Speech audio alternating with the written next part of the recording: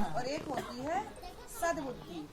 सद्बुद्धि हमको अच्छे मार्ग पे ले जाती है। सद्बुद्धि हमें कहाँ ले जाती है?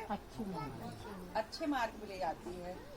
और जो कुबुद्धि होती है वो हमें ले जाती बुरे मार्ग पे। बुरे मार्ग मतलब पाप, बुराई, कुटनाई, चुगलखोरी, गंदी गंदी चीजों को टोकरी बना के सर पे रखना, वो होती कुबुद्धि। कुबुद्धि जो रहती है ना वो हमेशा हमको गलत काम के लिए और बहुत जल्दी रास्ता मिल जाएगा। कुबुद्धि जो रहता है उसका रास्ता बहुत जल्दी है, सरल रास्ता है।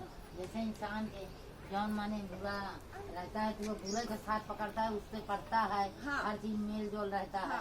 हाँ, उसका माने चलता है। और जो सही रास्ता रहेगा उसके साथ पटते नहीं, ज्यादा नहीं पटेगी, न पटेगी, ज्यादा न नहीं उससे मिल के रही ज्यादा नहीं पट सकती। नहीं। क्यों? क्योंकि वो सद्बुद्धि है। सद्बुद्धि है, वो तुम्हें दारू छुड़ाएगा, नशा छुड़ाएगा, लड़ाई छुड़ाएगा, जुआ छुड़ाएगा, तो उससे ज्यादा नहीं तुम्हारा मेल खाएगा। मेल ना खाएगा, मेल उससे खाएगा जो गलत काम का सही होगा, जो गलत रास्ता उससे तुम्हारा हाँ उससे पटेगी, उससे पटेगी। तो ये होती है कुबुद्धि।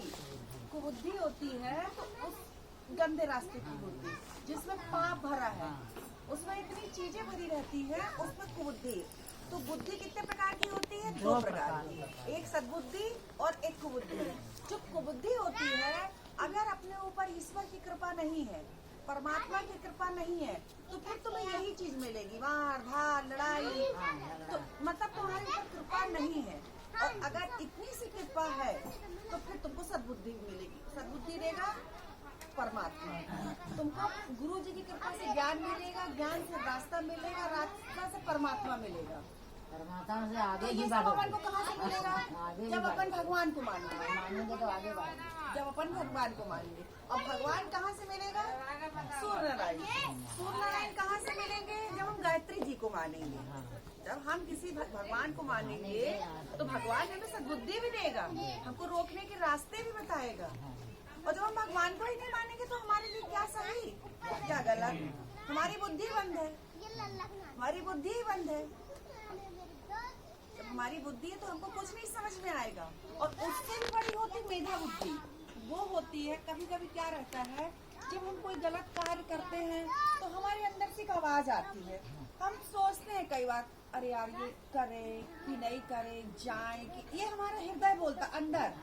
कभी कभी आप देखना, अपन कोई गलत कार्य करते तो अपने अंदर से डर से ना अपना जी धक धक धक धक धक करेगा। इसका मतलब परमात्मा तुम्हारे अंदर है, तुमको रोक रहा है कि वो रोक रहा। और तुम अपने नहीं कहते मन की सुनो, मन की सुनो, तुम्हारा हाथ पैर कपेगा, मन तुम्हारा गवाही नहीं देगा। इसके ईश्वर तुम्हें देखेगा नहीं कि तुम्हारा हाथ पकड़ के ईश्वर रोकेगा, नहीं, वो तुम्हारे अंदर से ना एक तुम्हारा हाथ पैर। कभी भी आप समझना, चोरी छोटी करो या बड़ी करो, अंदर हाथ पर तुम्हारा थरथराएगा। हाथ पर थरथराना मतलब ईश्वर का पकड़ना। ईश्वर हमेशा मना करता है कि ये कार्य नहीं करो, इस कार्य में गलत है, लेकिन हम क्या करते, वो कार्य करते हैं। ईश्वर हमें रोकता है कि ये कार्य नहीं करो। इसीलिए कहते हैं हमें भगवान से हमेशा एक लिंक बना के रखना चाहिए, ईश्वर से हमेशा जुड़े रहना चाहिए। हमको बुद्धि देता है, कुबुद्धि नहीं, हमारा जो मन का कचरा है उसको साफ करता है वो।